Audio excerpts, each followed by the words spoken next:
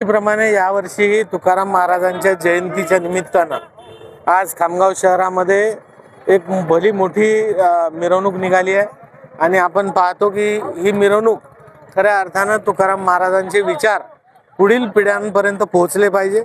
कारण आपण पाहिलं असेल तर तुकाराम महाराजांनी गाथेच्या माध्यमातून जे विचार मांडले, जे कीर्तनाच्या माध्यमातून समाज प्रबोधन केलं, ती प्रथा आजही चालू आहे। वारकरी संप्रदाय ते विचार खांद्यावर घेऊन, ती पताका खांद्यावर घेऊन आजही पुढे जाते।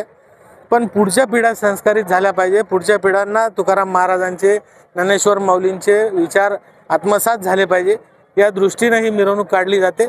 आणि आनंदाची बाब अशी आहे की खामगाव शहरातील आणि पूर्ण पंचक्रोशीतील सर्व जाती धर्माचे, सर्व सामाजिक संघटनांचे सर्व लोक या मिरवणुकीमध्ये सामील होऊन या मिरवणुकीचा एक आनंद द्विगुणित करतात। आणि दरवर्षीप्रमाणे याही वर्षी ही मिरवणूक होते आणि भरपूर संख्येने, हजारोच्या संख्येने भक्त भाविक सगळे यामध्ये सामील होऊन आनंद व्यक्त करतात।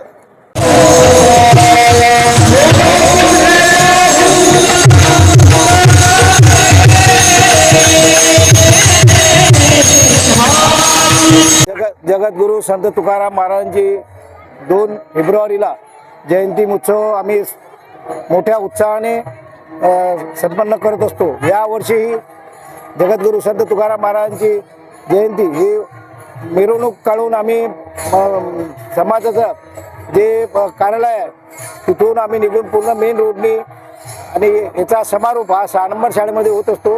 या पालखीमध्ये, या सोहळ्यामध्ये यावेळेस जास्तीत जास्त महिलांचा खूप सहभाग आहे आणि जो पद्धत जी आहे ती आमची शिस्त पद्धतीने आमचे टाळकरी वृंद, गावकरी सगळे समावेशक सर्व समाजातील जे जगद्गुरूंना मानणारा वर्ग आहे त्याच्यात सर्व समावेशक वर्ग आहे।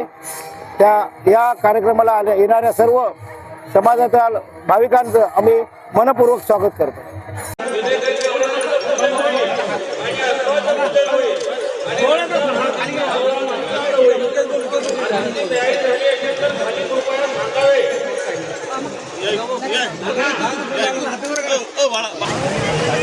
संत शिरोमणी तुकाराम महाराज की